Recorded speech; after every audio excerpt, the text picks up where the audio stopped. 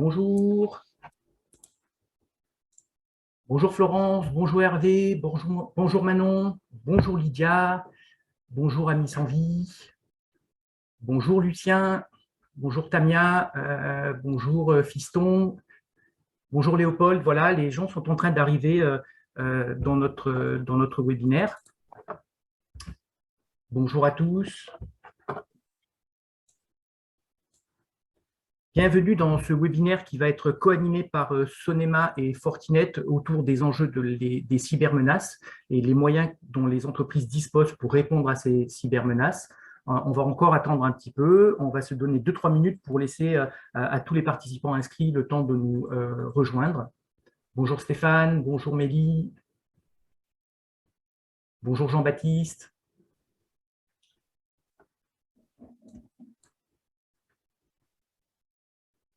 Nous avons déjà une quinzaine de participants qui se sont logués dans le webinaire. On attend encore un petit peu. On espère que vous allez tous très bien.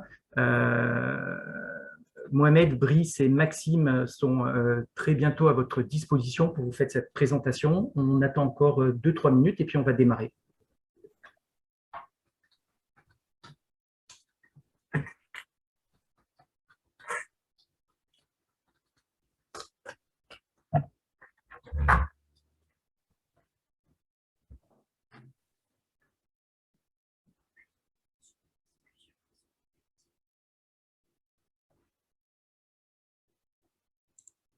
Ouais. Ouais. Ah. Par laquelle c'est pas. Ouais, t'as bien fait, ouais. Ouais. Voilà, il y a encore des gens qui se connectent. On se donne encore une minute et puis on démarre par respect pour tous les gens qui se sont connectés pile à l'heure. On ne va pas attendre trop longtemps non plus.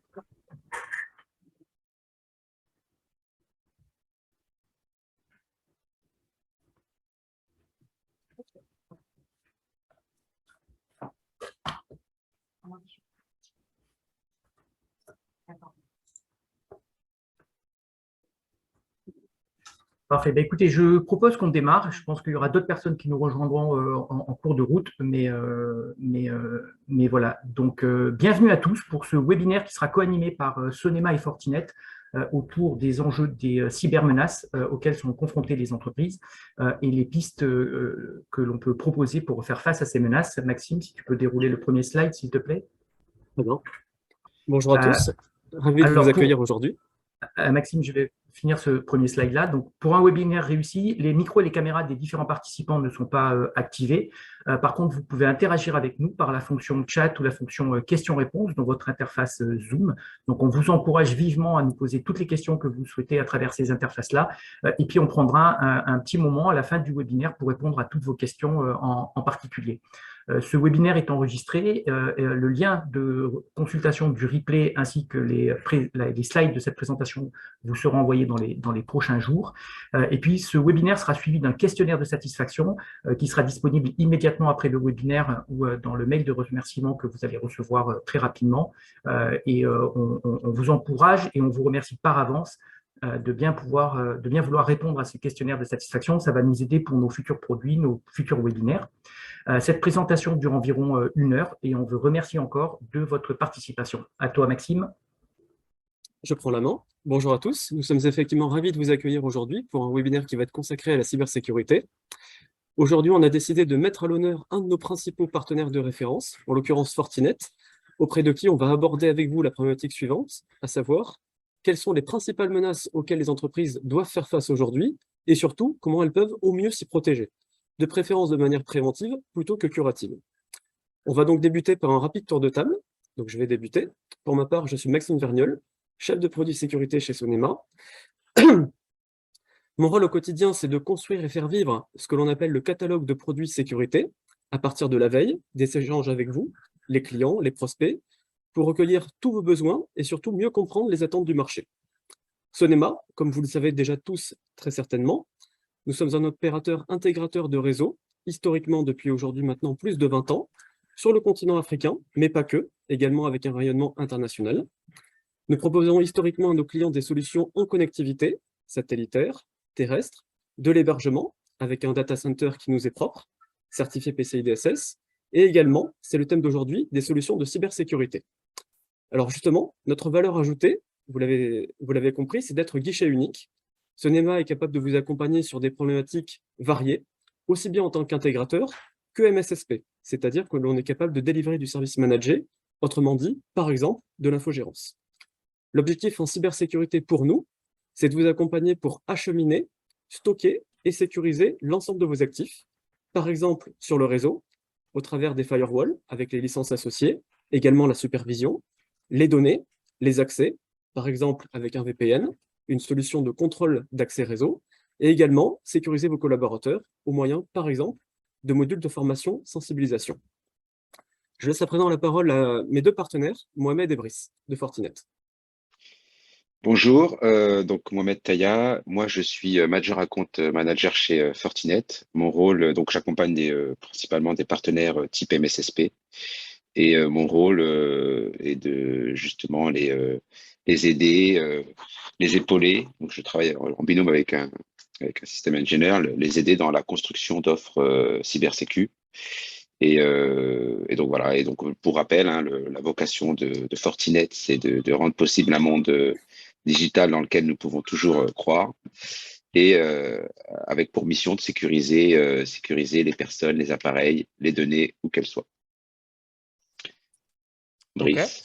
Donc Brice Pinsard, je suis ingénieur avant-vente chez Fortinet. Je travaille dans une équipe qui couvre la région IMIA, dont l'Afrique, chez Fortinet, et qui accompagne les MSSP, donc les fournisseurs de services managés comme Sonema. Alors Fortinet, ça fait plus de 20 ans que la société existe. Je pense que vous nous connaissez pour la plupart déjà pas mal. Sonema, ça fait partie de nos partenaires vraiment clés dans la région, notamment pour adresser l'international. Et ils ont un avantage qui n'est pas des moindres, puisqu'ils sont géographiquement juste à côté de notre centre international qui est situé à Sophia Antipolis. Et donc, ça a permis de tisser des liens importants avec Sonema, notamment sur les offres de sécurité autour du firewall, du relais de mail, mais pas que. Donc, on peut en rentrer dans les détails pendant cette présentation. Merci Brice. Merci Brice. Alors, avant d'aborder les risques, je vais vous proposer un tour d'horizon chiffré des impacts principaux que peuvent causer les cybermenaces. Alors, pour illustrer mon propos, j'ai choisi en référence une cyberattaque qui a mis dans la tourmente l'entreprise Wave, qui est spécialisée dans l'envoi d'argent en Afrique. Donc, la méthode d'attaque des cyberattaquants était relativement simple. Donc, c'est ce que l'on appelle l'ingénierie sociale.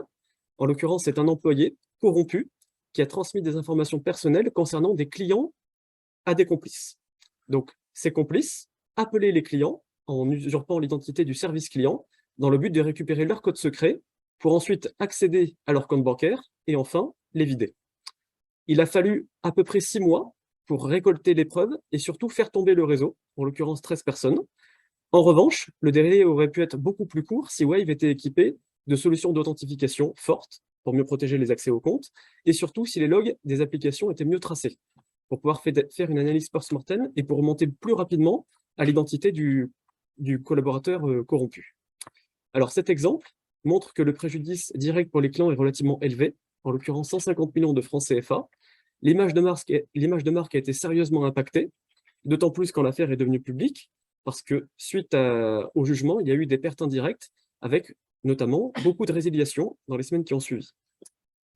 Cet exemple nous montre que la cybercriminalité, dans un premier temps, gagne du terrain, avec une augmentation que l'on peut citer en l'occurrence plus 15% des incidents déclarés par les entreprises. Parallèlement, on se rend compte que la cybersécurité gagne également en attention.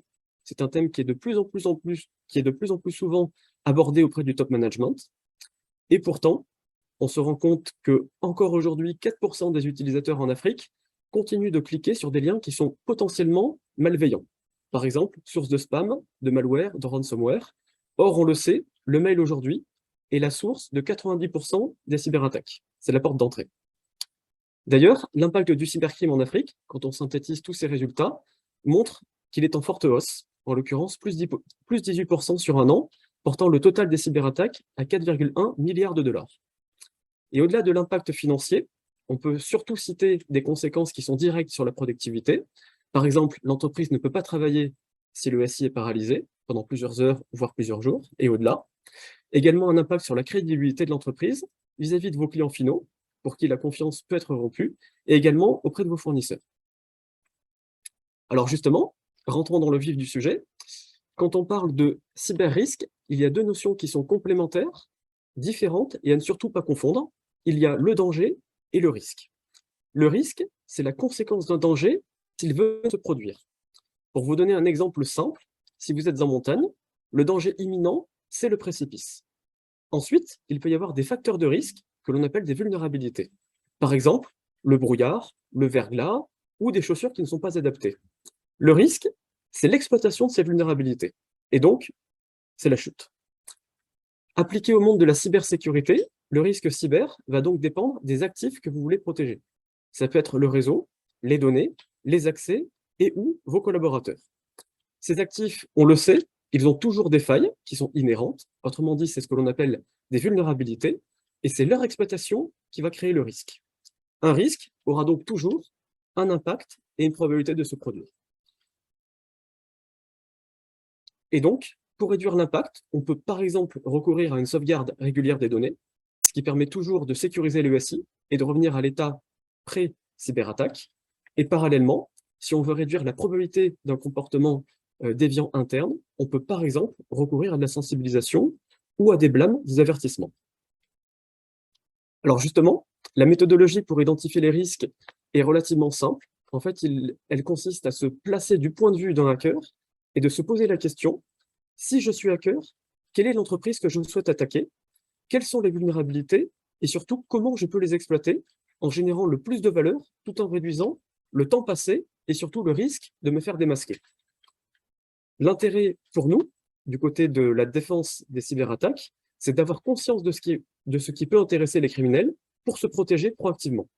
Et surtout, savoir comment réagir le moment venu. Et donc, on se rend compte, en lisant l'actualité et en faisant référence à tous les livres blancs que l'on a pu lire auprès des fournisseurs, qu'il y a 3 piliers fondamentaux qui doivent guider les politiques de sécurité. Ce qui intéresse les hackers, c'est de porter atteinte en premier lieu à la confidentialité des données, parce que du coup, elles ne sont plus intègres, c'est-à-dire que le contenu a été modifié, et surtout, elles peuvent être exfiltrées. Et enfin, porter atteinte aussi à l'accessibilité. Donc, les données ne sont plus disponibles, l'entreprise est totalement paralysée, et donc, elle peut être, en tout cas, enclin à payer une forte rançon. Alors justement, l'intérêt d'identifier les risques, c'est ensuite d'être en mesure de les mesurer et de les suivre dans le temps. Et pour cela, il existe un référentiel qui est partagé dans le monde entier, qui est celui, entre autres, du référentiel PCI-DSS.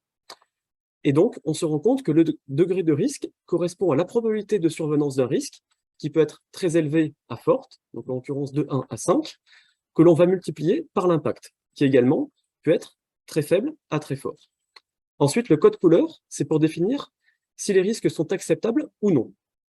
Quand les risques ne sont pas acceptables, il faut se poser la question, quelles sont les contre-mesures, autrement dit les remédiations qui peuvent exister. Alors justement, depuis que je suis arrivé chez Sonema depuis maintenant presque 1 an et demi, donc j'ai compilé l'ensemble des réunions métiers que j'ai pu avoir avec vous, donc clients, prospects, que ce soit pour des présentations catalogue sécurité, mais aussi pour des ateliers techniques. Et donc, j'ai interrogé à peu près 40 clients et je leur ai posé la question, aujourd'hui, quelles sont les entreprises, quelles sont les menaces qui pèsent sur votre activité, comment vous pouvez les quantifier et surtout, quelles sont vos craintes en termes de survenance, donc d'impact et de probabilité. Alors, évidemment, c'est une analyse qui porte sur 40 clients, donc qui est relativement étriquée, beaucoup plus étroite que celle que va présenter Fortinet. Mais en tout cas, ce tableau, c'est la synthèse d'une 40aine d'échanges avec vous pour connaître les risques auxquels vous faites face. Alors évidemment, nous allons vous envoyer ce tableau pour que vous puissiez le lire à tête reposée. Mais ce qui en ressort, simplement dans les grandes lignes, c'est que les principaux risques concernent la sécurité des accès. Autrement dit, ce sont les risques numéro 1, 2 et 3. Par exemple, beaucoup d'entre vous nous ont fait part d'un manque de maîtrise des appareils connectés à votre réseau. Et donc, en cas de cyberattaque, ce sera très difficile de remonter au terminal concerné et encore plus difficile de remonter aux collaborateurs concernés. Donc, une probabilité relativement élevée que le risque se produise, avec une gravité relativement forte. Également, vous nous avez fait part de la difficulté de vous assurer que les habilitations sont bien respectées, autrement dit qu'il n'y a pas d'usurpation d'identité quand des collaborateurs veulent se connecter à des applications sensibles, par exemple qui renferment des données bancaires. Donc là également, un risque relativement fort en termes de probabilité et d'impact. Et dans une moindre mesure, vous avez également partagé le fait que vos collaborateurs manquent d'entraînement, d'expérience pour détecter proactivement les dangers, par exemple le phishing. Et ça se traduit directement dans le risque numéro 5, en l'occurrence le flux mail, pour lequel vous nous faites part d'un flux qui est acheminé avec beaucoup d'indésirables, que ce soit des ransomware, des spams, qui non seulement congestionnent votre lien Internet, et qui ensuite sont la porte ouverte à un cyberattaquant. Alors, une fois qu'on a classifié ces risques, qu'on les a pondérés en termes de probabilité et de niveau de risque, il faut se poser la question, est-ce que le risque est acceptable? Si oui, dans ce cas, il n'y a pas vraiment de questions à se poser supplémentaires. Par contre, s'il ne l'est pas, il faut se demander quelles sont les contre-mesures, autrement dit les remédiations. Alors, cette étude n'a de sens que si elle est suivie dans le temps et que surtout, si on est capable de statuer sur la suite à donner. Donc ça, c'est un document qui peut surtout vous servir si vous êtes DSI, si vous travaillez dans la partie sécurité de l'information, pour convaincre directement de l'importance de la sécurité auprès du top management, et donc pour qu'on vous alloue des budgets. Par exemple, des moyens humains, organisationnels ou financiers.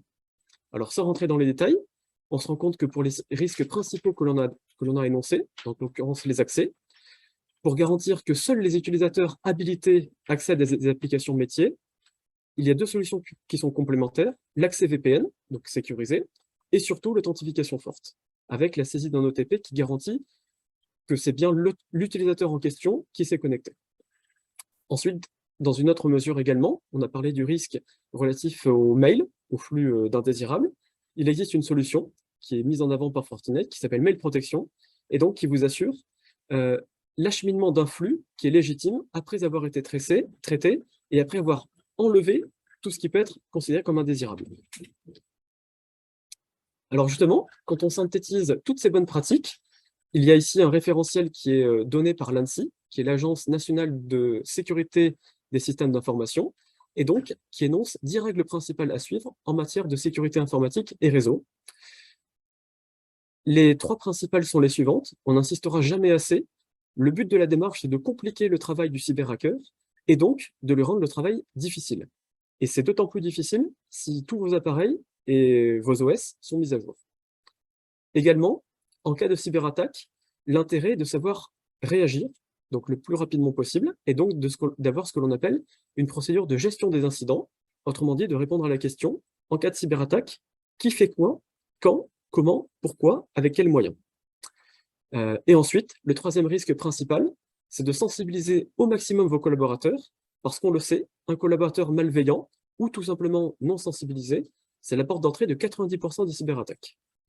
Alors justement, avec Fortinet, on a mis en place un partenariat, et on est en mesure de vous proposer un accompagnement pour auditer vos risques au travers d'une exposition à vos cybermenaces principales, et c'est un audit de sécurité qui s'appelle le CTAP, autrement dit le Cyber Threat Assessment Protocol, que l'on peut vous proposer gratuitement, sans engagement.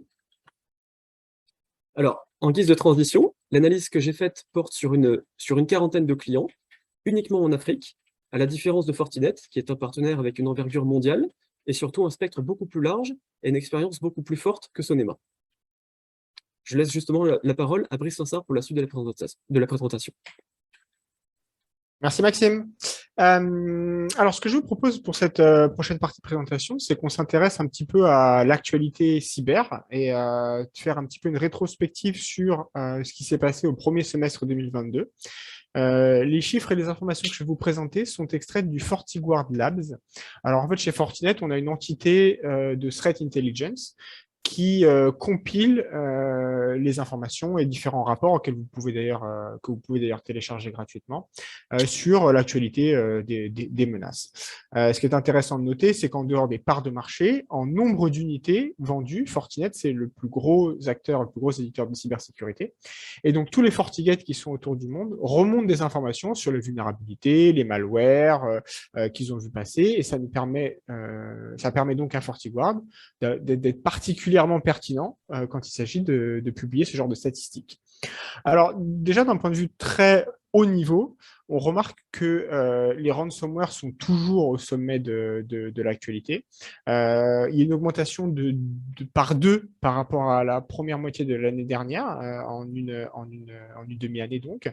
Et donc, ça indique que c'est toujours un type de menace qui est d'actualité, alors dont on parle depuis très longtemps, hein, c'est pas du tout nouveau. D'ailleurs, ça n'a pas besoin d'être nouveau pour être très, très dangereux. Mais ça reste quand même un des éléments qu'on rencontre le plus. On a également vu une très nette augmentation des wipers.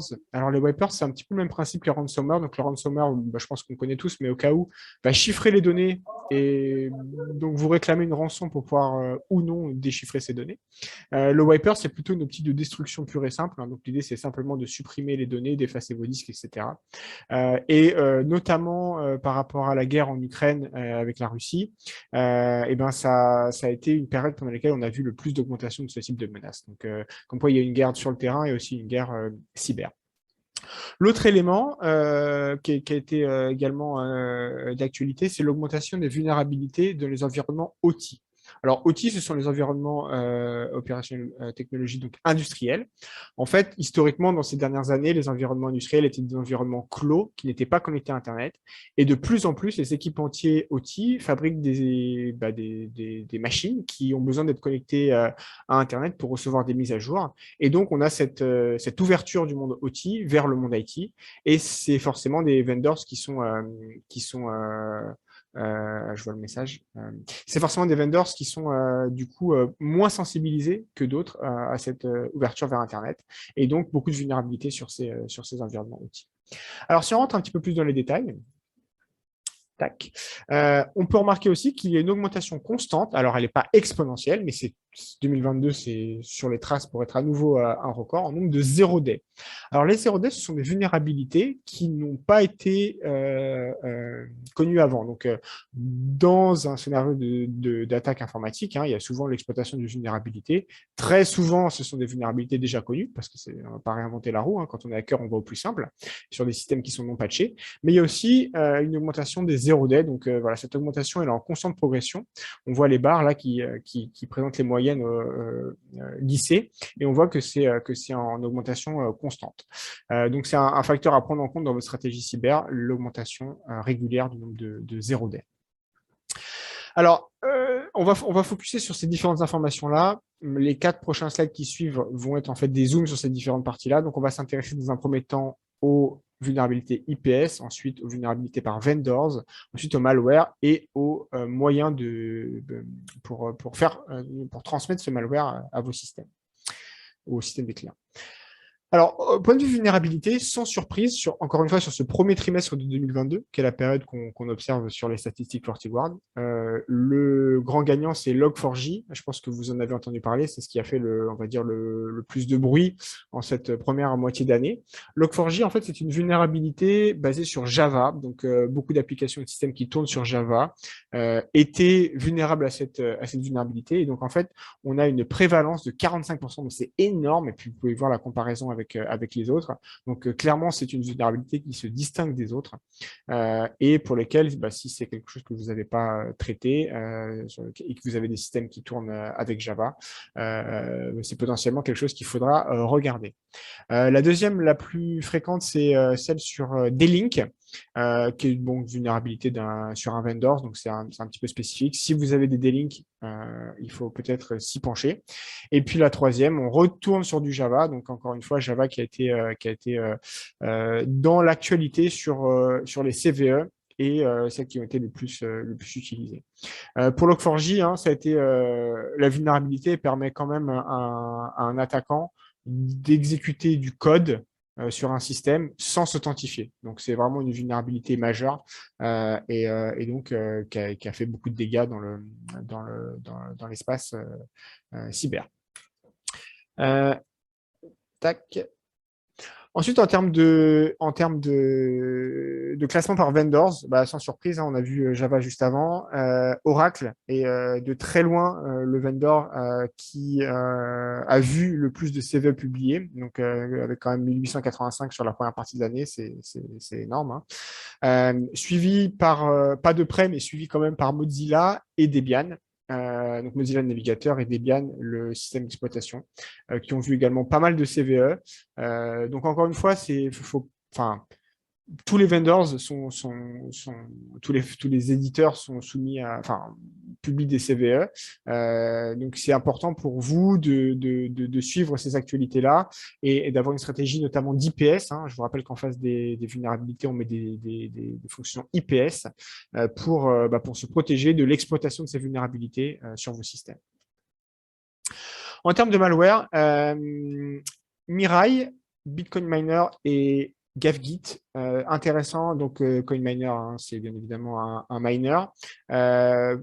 Sur Mirai et GavGit, ce sont des botnets. Donc, en fait, ce sont des malwares qui permettent au système contaminé de participer ensuite à un réseau de botnets qui va être utilisé à différentes fins, principalement du DDoS. Après, le DDoS également peut être utilisé à différentes fins. Dans une attaque cyber, il y a souvent plusieurs facteurs et plusieurs niveaux. Mais en termes de volume, on se rend compte qu'en fait, Mirai a été extrêmement présent. Vous pouvez avoir des postes qui sont contaminés par Mirai et vous ne le remarquiez pas. C'est tout à fait possible parce que l'idée pour Mirai, c'est d'exister le plus longtemps dans vos systèmes pour pouvoir ensuite participer à des attaques de botnet. Donc, c'est forcément des malwares qu'on voit beaucoup passer sur nos sondes. Et ensuite, si on s'intéresse à un dernier élément qui est très important, on a le malware, la vulnérabilité, etc., mais on a également la manière avec laquelle il est délivré. Et donc là, on a les différents mécanismes pour transmettre ces malwares à vos systèmes. Et on retrouve que HTML est le plus fréquent. Alors ça, c'est directement aligné avec le fait qu'on remarque que le phishing et le mail est un des premiers vecteurs de transmission, et le premier vecteur de transmission des malwares, parce qu'en fait, dans ces phishing, très souvent, et vous le savez, dans le corps de mail, au lieu d'utiliser du texte en clair ou brut, c'est du texte qui est au format HTML, donc avec des liens et potentiellement des choses cachées dans ce code HTML, qui potentiellement, donc un lien par exemple sur lequel vous allez cliquer et vous allez vous retrouver sur le mauvais site, ou utiliser pareil HTML pour télécharger ensuite le malware, accidentellement bien évidemment, via HTML. Donc HTML, c'est vraiment un protocole qui est à surveiller de très près. On trouve également JavaScript. Microsoft Excel, n'oubliez pas la suite Office avec les macros. C'est souvent ignoré, mais bien évidemment, dans les macros, sur la suite Office, vous pouvez faire transmettre un certain nombre vous pouvez coder dedans un certain nombre d'ordres qui soient malveillants pour les systèmes. Alors, en continuant, donc Fortinet, quelle est notre stratégie par rapport à ça? Mohamed va retoucher quelques mots à la fin, mais aujourd'hui, il y a Gartner qui aujourd'hui, en début d'année littéralement, Gartner a publié une nouvelle feuille de route pour les entreprises qui s'appelle en fait l'architecture Mesh.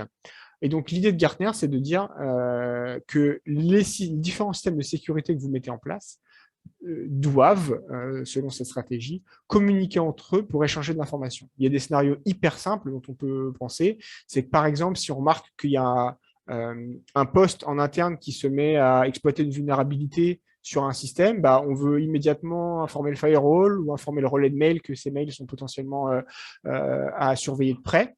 Et donc, cette interopérabilité, cette interconnexion entre les différentes briques de votre écosystème de sécurité, Gartner l'appelle la stratégie Mesh Architecture.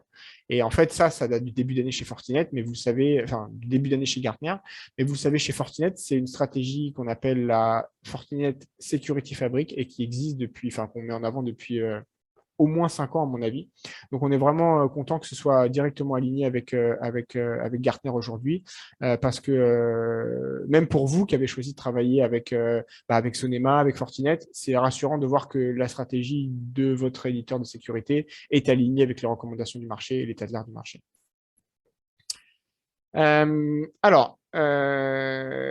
Donc on l'a dit, le premier relais de propagation des malwares, ou en tout cas dans la chaîne d'attaque du malware, on retrouve la chaîne d'attaque d'un attaquant, on retrouve le mail, qui est, on va dire, un des fondements de la cyber. Mais il y a également un élément dont on parle énormément en ce moment qui s'appelle le SASI. Donc je pense que vous en avez beaucoup entendu parler sur les réseaux au moins, ou dans l'actualité.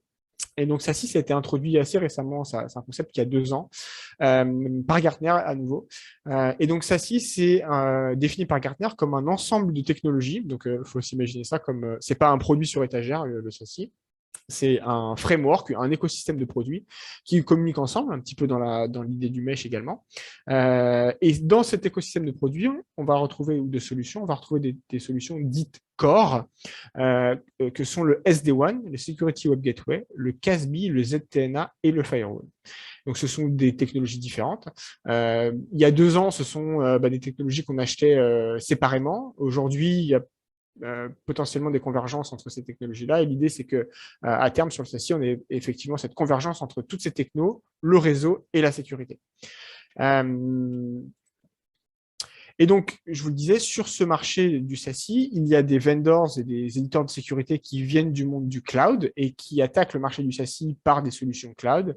Et il y a des solutions comme Fortinet qui attaquent le marché du SASI par le Next-Gen Firewall et le SD-WAN. Et Gartner pense qu'à horizon 2024, on va passer d'une photo où des clients achetaient 5 technologies, une pour le SD-WAN, une pour le Next-Gen Firewall, une pour le Security Web Gateway, une pour le CASB, etc. À aujourd'hui, une photo, et on le voit déjà, c'est vraiment directement aligné avec ce qu'on observe aujourd'hui, une stratégie d'avoir 2 vendors pour les clients pour couvrir d'un côté le monde du cloud et de l'autre le monde du SD-WAN et du Next-Gen Firewall, à une stratégie à horizon 2024 où il y aura finalement plus qu'un seul fournisseur de sécurité et de réseau pour tout cet écosystème-là. Et c'est ce qu'on appelle donc le SASI. Alors, pourquoi est-ce que c'est intéressant, Pourquoi est-ce que c'est intéressant pour vous? Pareil, si on regarde pour Gartner, donc ça c'est également une publication de Gartner. À nouveau, on s'intéresse vraiment au marché aujourd'hui. C'est ce qu'on appelle la hype cycle. Donc c'est une courbe sur laquelle Gartner présente la maturité des différentes technologies. Sur la première partie, on va avoir une phase de buzz, si on peut l'appeler comme ça, et ensuite une phase de désillusion. Donc imaginez une technologie qui ferait d'abord beaucoup de bruit parce qu'on imagine tous les usages. Ensuite, il y a une phase de désillusion parce qu'on applique cette technologie au vrai monde et donc forcément, on se rend compte qu'il y a quelques points de friction sur peut-être le prix, peut-être l'intégration, etc. Et ensuite, il y a une phase d'adoption qui est beaucoup plus sereine et qui s'appelle de phase de productivité. Et on remarque que le SD-WAN, dont on a parlé depuis 3-4 ans maintenant, est une technologie qui est vraiment alignée avec cette phase qui est mature et qui est bien maîtrisée par l'ensemble de l'écosystème, que ce soit technologique ou partenaire. Et donc, on est sur une phase très saine pour le SD-WAN. Pareil pour le ZTNA. ZTNA, gardez en tête si vous ne savez pas ce que c'est l'évolution du VPN. Donc, c'est pour connecter des télétravailleurs à votre infrastructure. Donc, ce sont 2 technologies qui sont très matures et que vous pouvez adopter sereinement. Et à l'inverse, on retrouve SASI qui est au sommet du buzz, on l'a compris, c'est littéralement partout sur les réseaux.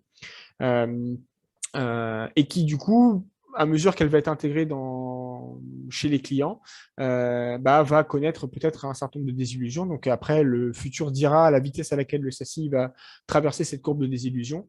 Mais il y a une phase potentiellement de risque à appréhender pour le SASI. Et donc, notre stratégie chez Fortinet, j'y viens, c'est de vous dire que aujourd'hui, pour les entreprises du marché, c'est très intéressant de commencer par avoir une architecture SD-WAN pertinente en termes de sécurité, de réseau. Donc chez Fortinet, c'est du SD-WAN et de la sécurité ensemble. C'est ce qui a fait notre succès sur ce marché, puisque c'est le FortiGate, donc le Next Generation Firewall, qui couvre les deux sujets. Et donc, en adoptant du SD-WAN Fortinet aujourd'hui, non seulement vous êtes très aligné avec la maturité du marché, de l'écosystème, on l'a vu juste avant, mais en plus, ça vous permet d'intégrer facilement, dès à présent, une stratégie de ZTNA pour gérer vos télétravailleurs. Et donc, vous avez couvert déjà pas mal de blocs du SASI, puisqu'on a le Next-Gen Firewall, on a le SD-WAN et on a le ZTNA ici. Et tout en gardant en tête qu'une fois que tout ça est en place, vous pourrez intégrer le SASI qui existe déjà chez Fortinet aussi, mais on pense que tout ça ne s'adopte pas d'un coup, ce n'est pas un produit sur étagère, mais qui a ce cheminement à suivre. En tout cas, c'est l'un des cheminements possibles pour commencer par donc le Next-Gen Firewall et le SD-WAN, y ajouter les ZTNA, puis la Security Web Gateway et le CASB, pour arriver à une photo finale sur laquelle vous couvrez tout le SASI. Et donc, c'est un petit peu ça la stratégie Fortinet pour adresser ce marché-là. Mohamed, tu voulais également compléter avec un point qui paraît important sur le fait que le SASI couvre une partie de la photo Exactement, et que voilà, c'est pas la photo complète. tout à fait. Donc là, on vient de voir en fait que cette approche point product, qui est l'approche historique, avec une solution type SIEM au centre de tout ça, qui va consolider uniquement la partie visibilité, en fait, n'assure aucune interaction entre les produits. Et cette approche, comme le dit Gartner, n'est plus viable face au monde dans lequel nous sommes. Euh, donc en fait, enfin, du moins depuis le début de l'année, le Gartner parle de cette convergence, de cette consolidation, et qui consiste à dire qu'on va consolider tout sur une seule et même plateforme, avec des produits qui pourront interagir entre eux.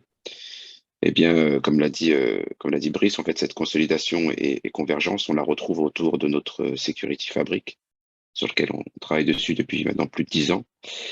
Et la partie CSMA, au même titre que la Security Fabric, eh bien, elle s'organise en fait autour de 4 piliers, qui sont le partage d'intelligence qu'on va retrouver au travers nos centres d'excellence, la partie FortiGuard, sur la recherche et veille des menaces, la gestion de l'identité, où là on va retrouver nos modules de gestion de l'authentification, le management et la politique de sécurité centralisée. Là, on va principalement retrouver les produits donc nos suites de pilotage centralisé, de management de Fortinet, qui s'appuient en général sur du FortiGate, du FortiSASE, du FortiManager. Et le dernier pilier, c'est la partie visibilité, dashboarding, qu'on va retrouver avec FortiMonitoring, FortiAnalyzer et FortiSIEM. Voilà. Un des messages clés qu'on donne aussi derrière ces messages-là, c'est de dire que quand vous appréhendez votre stratégie de prévention, c'était le message de Maxime hein, sur la cyber, avoir une approche point product où on se dit que bah, finalement, je veux le meilleur, par exemple, firewall du marché, et après, je ferai un autre projet pour avoir quelque chose d'autre, etc. Elle est de moins en moins pertinente, elle est en réalité plus pertinente depuis longtemps. Et chez Fortinet, notre stratégie, c'est plutôt de vous dire adopter une stratégie cyber qui soit homogène sur toute votre surface d'attaque. C'est-à-dire que vous ayez un niveau de sécurité qui soit pertinent à la fois sur les accès réseau, peut-être pour les botnets, à la fois sur votre relais de mail pour les malwares, et de vraiment avoir cette vision globale. Et donc, quand on a cette vision globale, l'interaction entre les produits devient beaucoup plus importante qu'une approche point product. Ça va très clairement, l'objectif, c'est d'essayer d'automatiser au maximum et de gagner en rapidité de réponse face aux attaques. Ouais.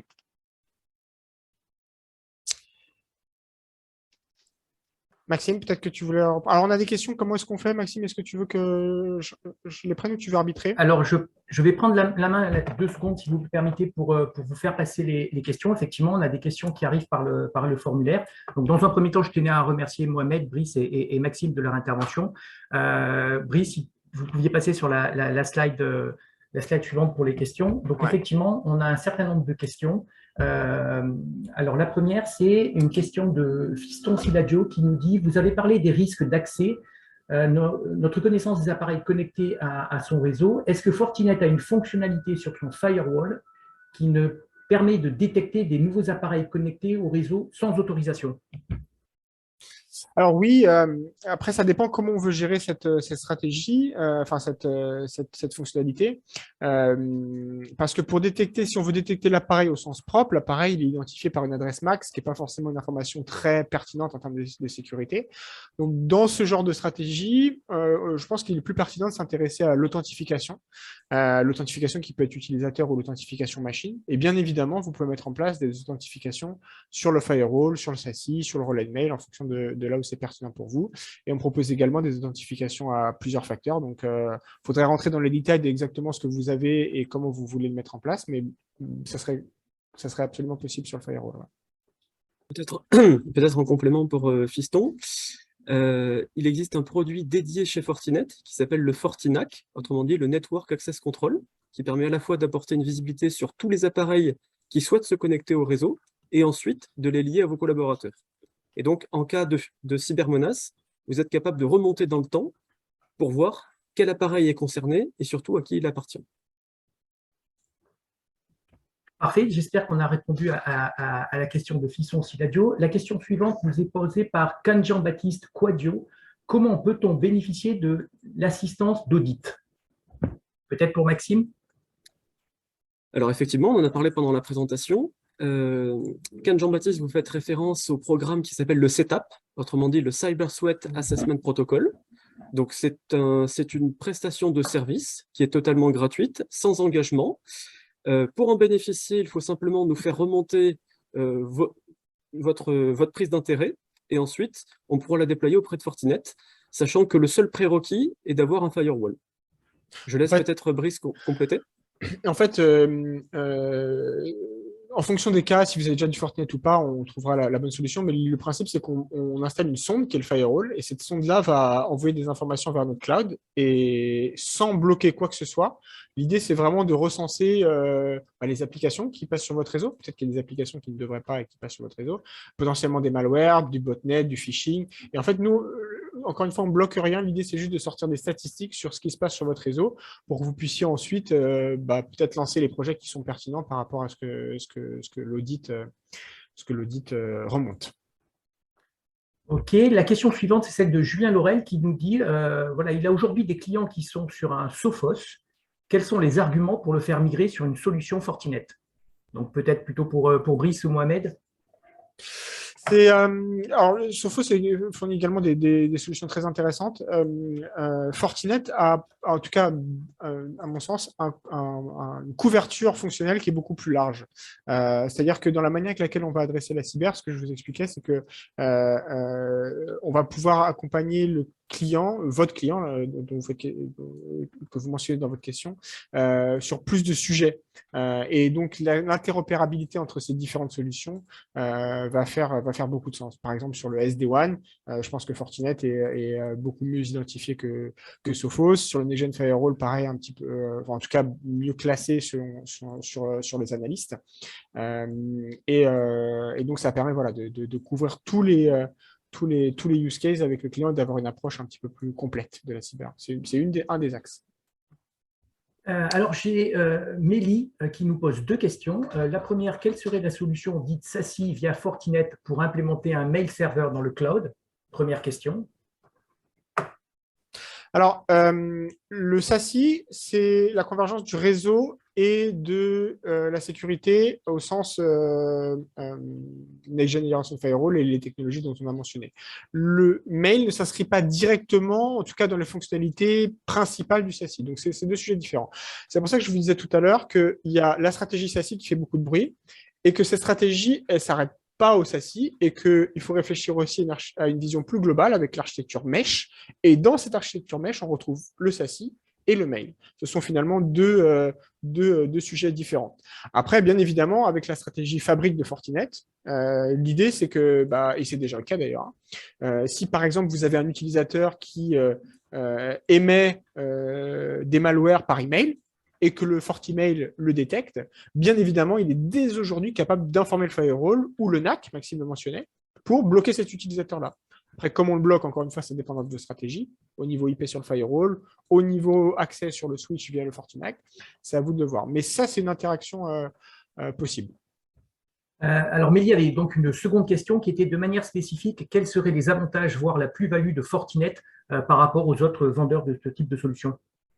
Alors, quel type de solution fait-on référence? Alors, elle n'est pas précisée dans la question, mais je pense que c'est au SASI. En fait, le marché du SASI, c'est mon avis. Il y a beaucoup d'acteurs qui prétendent faire du SASI. Et gardez en tête qu'il y a le SASI qui est le Secure Access Service Edge, donc accès, réseau, SD-WAN. Le SD-WAN fait partie du SASI. Et de l'autre côté, il y a le marché du SSE pour Secure Service Edge, dans lequel il n'y a pas le SD-WAN. Et en fait, il y a beaucoup d'acteurs SSE, pure cloud, qu'on ne nommera pas, qui ne font pas du tout de SD-WAN.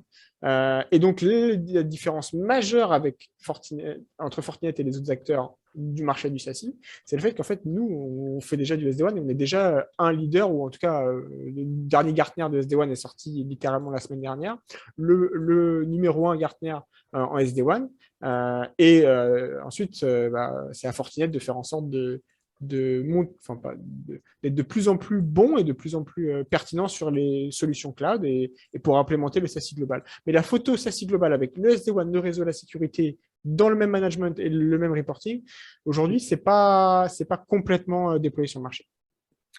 Après, peut-être en complément, Nelly Mbuyi, chez Sonema, on a un département qui s'appelle études et développement et qui est justement en charge d'étudier les solutions de plusieurs fournisseurs. Donc, quand on décide de mettre en avant Fortinet, c'est qu'au préalable, on a testé leurs offres et surtout qu'on les a challengés vis-à-vis de la concurrence. Et souvent, ce qui ressort, en toute humilité et transparence, c'est que Fortinet est plus compétitif, aussi bien sur la partie technique, avec des experts confirmés qui peuvent nous accompagner. Il propose également surtout et souvent du service managé, et surtout en termes de prix, c'est souvent entre 10 et 25% de moins que la concurrence. Et c'est également vrai sur le SASI. Alors, j'ai une autre question de Alioun qui nous demande est-ce que la solution ZTNA que vous avez évoquée, est-ce que c'est juste une évolution des solutions VPN? Alors, je vais en toucher deux mots parce que c'est une très bonne question. Merci Alioun donc pour la question. Non, c'est vrai, toutes les questions étaient très bonnes, mais celle-là, je l'aime beaucoup. Parce qu'en fait, je me retrouve beaucoup dans cette question. C'est-à-dire que quand le ZTNA est arrivé sur le marché, je trouvais ça pas facile de bien comprendre la différence avec le VPN, etc. Oui, c'est une évolution du VPN. En fait, le VPN, historiquement, alors je sais qu'il y a plein d'exceptions, hein, mais le VPN, historiquement, c'était j'ai un client endpoint sur mon ordinateur, je fais clic droit, je clique sur le VPN que je veux, je tape mon login, je tape mon mot de passe et je me connecte à un concentrateur VPN, un serveur VPN. Et depuis ce serveur VPN, j'accède ensuite à plein d'applications. Donc, c'était du point à point et tous mes flux pour toutes mes applications passaient par ce VPN. Le ZTNA, on va sortir de ce modèle point à point pour un modèle, c'est pas one-to-one, c'est one-to-many. D'accord? Donc, en fait, l'authentification va être jouée de manière transparente, par exemple avec l'authentification Windows, par exemple. Et en fait, ce qui va se passer, c'est que par défaut, il n'y a rien qui est monté. C'est-à-dire que le VPN n'est pas monté. Mais par contre, quand l'utilisateur, donc il a toujours ce endpoint, c'est un client software ZTNA, quand l'utilisateur va se connecter à, par exemple, une application interne, eh bien, pour chez nous, le FortiClient, mais le logiciel endpoint, va être capable de monter un tunnel à la volée entre directement l'utilisateur, le endpoint, et l'application. Il n'y a plus de notion de concentrateur. On fait de l'utilisateur de manière transparente vers l'application. Et ce tunnel va être valable que pour cette application. D'accord? Et l'idée, c'est pour chaque tunnel de rejouer l'authentification, de la posture, de jouer avec un mécanisme de tag pour s'assurer que pour se connecter à X ou Y application, on a besoin d'avoir un antivirus à jour, par exemple. Mais le gros changement, c'est cette politique qui va permettre de dire que au lieu de faire un gros tunnel dans lequel j'envoie tout et je ne sais pas vraiment ce qui se passe dedans, je vais être beaucoup plus granulaire et transparent pour l'utilisateur. Ok, alors j'ai encore quelques questions. Donc le sujet passionne nos auditeurs, donc c'est plutôt une super bonne nouvelle. De nouveau, une question de Jean Baptiste. Quelle solution de supervision proposez-vous aux entreprises? Peut-être plutôt pour Maxime? Ouais. Oui. Alors, Sonema est un opérateur intégrateur, donc surtout sur la partie réseau. En cybersécurité, on propose de la supervision, donc on peut être aussi bien intégrateur, et on propose du service managé. Alors, c'est souvent, ça prend la forme de l'infogérance. Par exemple, si vous nous confiez vos firewalls, on va être capable de les superviser, donc de suivre la date d'échéance des licences, et surtout de faire de la supervision en termes d'état de santé. Donc, superviser la RAM, les CPU, la joignabilité et surtout vous prévenir le plus en amont possible. Ok, alors j'ai une question de Jires Lungu. Alors je ne suis pas sûr de bien comprendre la question, je suis désolé. Pour un bon HOC, est-il nécessaire de déployer un FortiClient ou faire du fabrique avec Symantec Endpoint? C'est du indicateur aussi, c'est indicateur of compromission. Oui. Ok, d'accord. Excusez-moi, je ne suis pas un expert. Donc voilà, donc, pour un bon IOC, est-il nécessaire de déployer un FortiClient ou faire du fabrique avec un Symantec Endpoint? Alors, pour ce qui est de l'indicateur de compromission, on s'intéresse en général aux signaux faibles, c'est-à-dire une connexion vers un serveur potentiellement malveillant, etc. Et cette connexion vers, ces signaux faibles peuvent être détectés à différents niveaux. Ça peut être détecté sur le firewall, sur le mail, sur le endpoint. Donc ça, après, ça dépendra de comment vous voudrez le mettre en place. Ce qui est sûr, c'est que donc au sein des solutions Fortinet, c'est bien évidemment directement intégré et automatisé. Si vous intégrez d'autres solutions, c'est tout à fait possible. On a un écosystème de partenaires qu'on appelle des fabriques partenaires. Il y en a énormément, y compris des concurrents qui jouent le jeu. Et donc, je ne sais pas exactement les scénarios qui sont possibles avec Symantec, mais je suis sûr qu'il y en a. Par exemple, ça pourrait être que les logs du Symantec soient envoyés dans un Fortissime et sur lequel on pourrait faire la corrélation et la détection de signaux faibles pour les indicateurs de compromission. Ok, j'ai une nouvelle question de Mélie. Le firewall peut-il être d'un autre vendeur s'agissant du FortiMail? Alors, je pense qu'il est question d'interaction entre les deux. Ouais. Pas que je sache. En tout cas, il faudrait que je revoie exactement où est-ce qu'on en est au niveau des intégrations partenaires de ce point de vue-là. Donc là, encore une fois, ce que je vous disais, c'est que vous étiez capable, avec un FortiMail, d'aller envoyer un ordre au firewall pour bloquer un utilisateur, etc. Je ne pense pas qu'on soit capable de le faire sur un autre firewall du marché. Maintenant, il y a d'autres manières de le faire. Ça peut remonter par un SOC, par un SIEM, et via un playbook sur un sort ou quelque chose comme ça, déclencher des scénarios. Donc, encore une fois, par rapport à ce que vous avez, on pourra rentrer dans les détails de ce qui est possible de faire. Mais par défaut, je ne suis pas sûr qu'on ait des interactions entre le FortiMail et d'autres produits qui soient, entre guillemets, déjà codés où il n'y a plus qu'à rentrer l'interaction. Ok, une nouvelle question qui vient d'arriver, alors peut-être pour Maxime. Maxime, tu as évoqué mail protection. Or, la personne qui nous pose la question est sur Microsoft qui le protège nativement.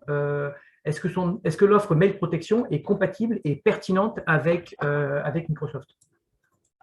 Alors oui, tout à fait.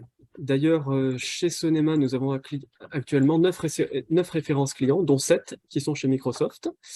La compatibilité, au-delà de la compatibilité, il y a aussi du sens, parce que confier la sécurité mail au même fournisseur de messagerie, c'est à la fois être juge et partie. Passer par Fortinet, c'est avoir un regard extérieur, et surtout, c'est passer par un fournisseur de référence qui est capable de détecter, en tout cas dans les études les plus objectives, 97,9% du flux de spam.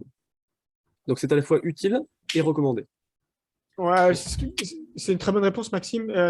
J'aime beaucoup cet argument de juger parti qui est intéressant. C'est comme si vous achetiez une voiture et qu'ils avaient fait leur test Euro NCAP eux-mêmes pour les crash tests. C'est un petit peu le même principe.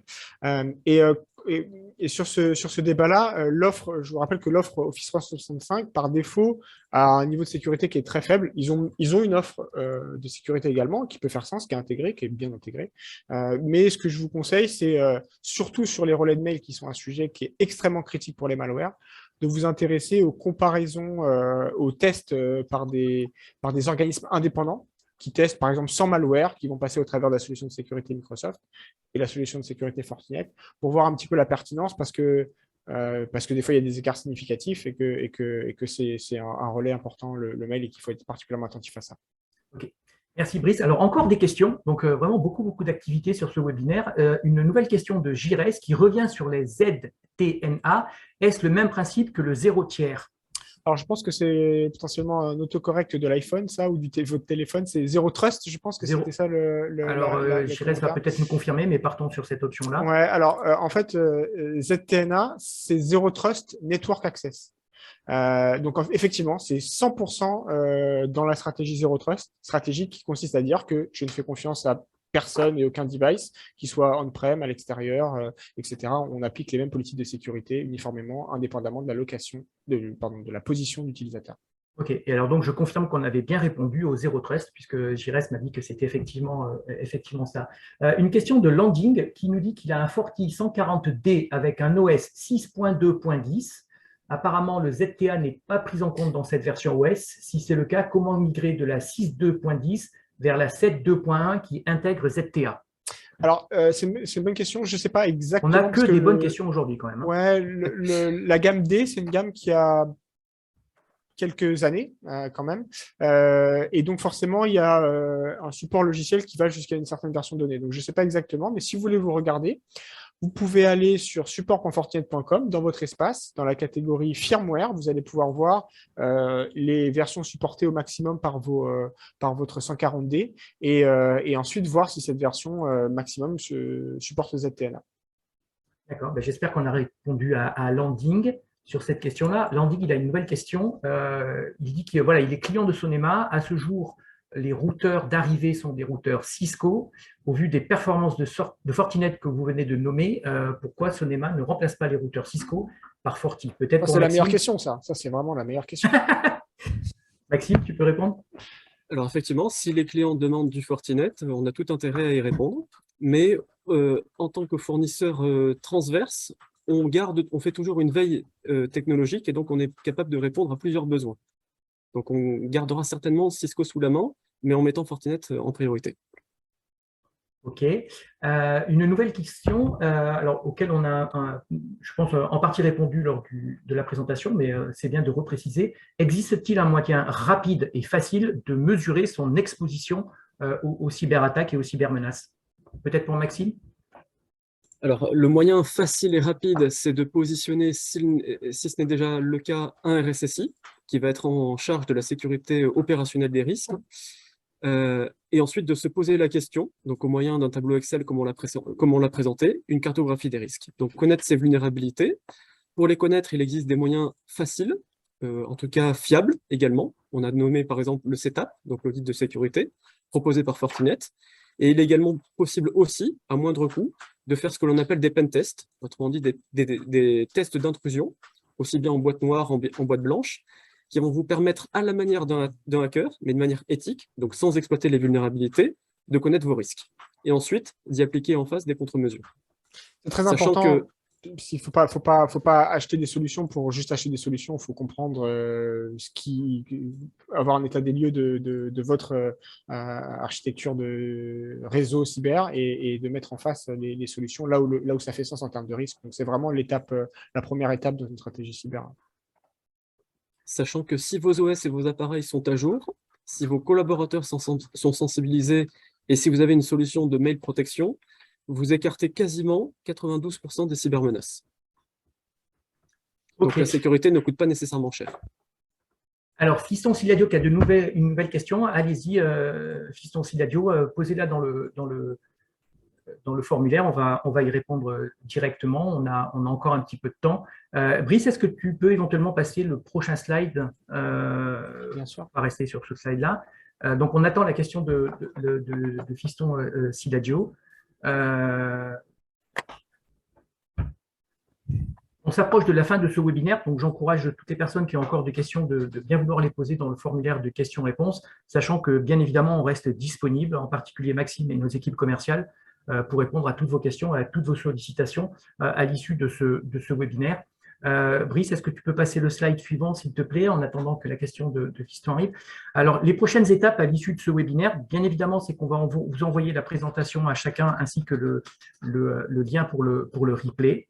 On est à votre disposition et on a déjà eu des demandes pendant le webinaire pour vous faire des présentations personnalisées et des démonstrations dédiées autour d'un atelier spécifique. On peut mettre en place à votre demande un setup, un audit de sécurité sans engagement. Donc, revenez vers nous pour ce point-là.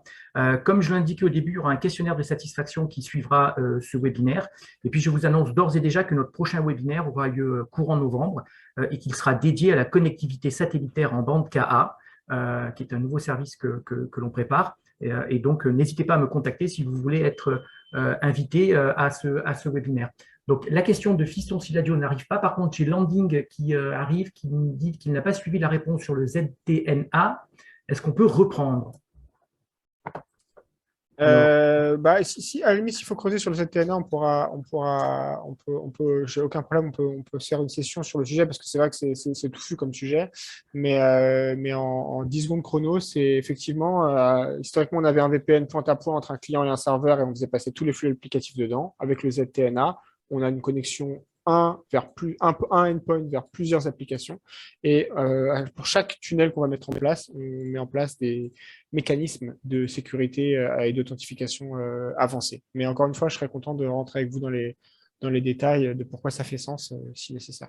D'accord. Dans ce cas-là, moi, de toute façon, j'ai historisé toutes les questions et on reviendra directement vers les deux personnes qui ont posé des questions très spécifiques sur le ZTNA.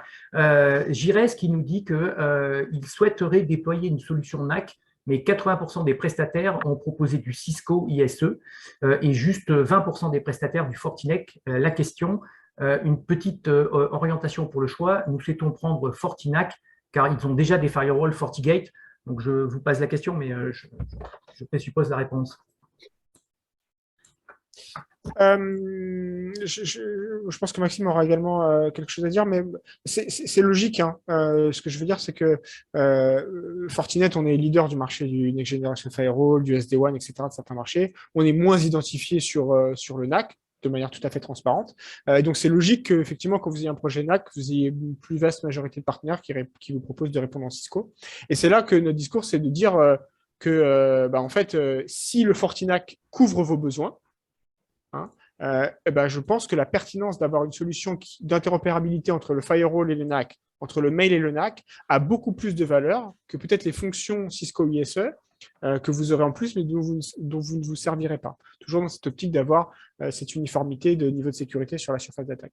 Donc, quand c'est comme ça, n'hésitez pas à revenir directement vers Fortinet ou via un partenaire de confiance. Il n'y aura pas de souci pour faire du Fortinet, qui est vraiment en plus une solution qu'on a déployée dans des très grands groupes et qui est vraiment très robuste. Donc, vous pouvez y aller les yeux fermés, hein, vraiment. OK, alors la question de Fiston Siladio vient d'arriver. Est-ce que Fortinet est uniquement utilisé comme un firewall de frontière ou est-ce qu'on peut l'utiliser comme un firewall de segment, c'est-à-dire au niveau de chaque VLAN? Voilà, je ne sais pas s'il se fait comprendre, mais je pense que si, alors, clair. On parle de firewall périmétrique ou de firewall de internal firewall. Donc, on a plein de documentation, si vous voulez taper sur Google, pour internal segmentation firewall. Donc, il y a eu le marché du Next Generation Firewall qui est plutôt en frontière pour les applications, même si c'est, ou devant les data centers, par exemple. Et tout ce qui concerne la segmentation interne, qui fait beaucoup sens à une époque où les malwares, finalement, se répandent beaucoup en interne, on parle de Internal Segmentation Firewall. C'est le même OS, même firewall chez nous, donc il n'y a aucun problème et on a beaucoup de documentation, encore une fois, si vous tapez Internal Segmentation Firewall sur Fortinet sur Internet. OK, on a une question de Milly également, mais je vois que Maxime est en train de répondre directement dans le formulaire. Maxime, tu veux prendre la parole sur ce point-là ou tu réponds directement dans le form? C'est un peu la question pour la gratter. Je pense, Mélie, que je vais revenir vers vous pour vous donner des fournisseurs alternatifs, mais ce webinaire est orienté pour mettre en avant Fortinet. Bien évidemment. Il est tout à fait normal que… Je ne connais aucune alternative, Maxime. Alors, je ne sais pas si c'est là-dessus qu'on va finir. On va encore se donner 2 minutes. En tout cas, je voudrais encore remercier Mohamed, Maxime et Brice pour leur disponibilité et la qualité de ce webinaire. On a eu un petit peu plus de 30 participants sur le webinaire, donc c'est plutôt très satisfaisant. Et on a eu surtout beaucoup de questions. Donc, j'espère qu'on a répondu à la majorité, à l'ensemble et de façon assez précise à toutes ces questions-là. On va encore se donner 2-3 minutes, mais sinon, je pense qu'on va pouvoir terminer là-dessus. Encore une fois, merci à tous. Est-ce que Maxime, Mohamed ou Brice, vous avez un point à rajouter? On vous remercie de votre participation active, de votre disponibilité, et ce sera avec plaisir de revenir avec vous pour vous accompagner sur un ou plusieurs solutions, par exemple autour d'un POC, donc d'une version d'essai, de l'audit de sécurité, en l'occurrence le setup, et également pour des ateliers dédiés. Mohamed et Brice. Pareil, écoutez, je vous remercie également d'avoir participé au webinaire et je vous invite effectivement de vous rapprocher de Sonema pour la partie setup. Et puis on reste à votre disposition si besoin. Merci à tous, c'était un plaisir de participer à ce webinaire et puis encore une fois, comme mes collègues, à disposition pour creuser certains points. Ok, bah écoutez, je pense allez, on va se prendre une dernière question de Martial. Quel modèle de routeur Fortinet pour remplacer un routeur Cisco 881G-4G? Question bonus. Moi, je ne connais pas Cisco, hein, donc c'est pour toi, Maxime. Hein. Non, j'ai pas de compétences pour donner un avis. Non, on pourra revenir vers vous là-dessus, ne vous inquiétez pas. Ok, bah j'historise de toute façon la question et puis on reviendra vers Martial. Je vous propose de terminer là, comme ça on aura tenu pile poil le délai de 1 heure que l'on s'était engagé à tenir auprès de notre audience. De nouveau, merci aux 3 speakers pour un webinaire vraiment de qualité. Et je donne rendez-vous donc à tous nos participants pour un prochain webinaire autour des solutions de connectivité satellitaire en bande Ka qui aura lieu courant novembre et pour lequel vous allez très prochainement recevoir une invitation. Allez, Martial, un routeur de Fortinet qui peut prendre une carte SIM 4G? Messieurs de Fortinet, un routeur Fortinet qui gère des SIM 4G. N'importe lequel, parce qu'on a un produit qui s'appelle le FortiExtender, qui est un petit raccord que vous pouvez mettre sur n'importe quel firewall et qui va permettre de supporter des SIM 4G, 5G sans souci. Donc, il faut qu'on regarde la compatibilité par rapport à votre réseau, enfin réseau 4G, votre opérateur, pardon. Mais sinon, n'importe lequel en FortiExtender. Vous pouvez taper ça sur Google. Voilà. Martial, j'espère qu'on a répondu à votre question. De nouveau, merci à tous les speakers, merci à tous les participants. On vous souhaite à tous une très belle fin de journée et on vous donne rendez-vous pour un prochain webinaire. Bonne fin de journée à tous. À bientôt. Au revoir. Au revoir. Au revoir, merci.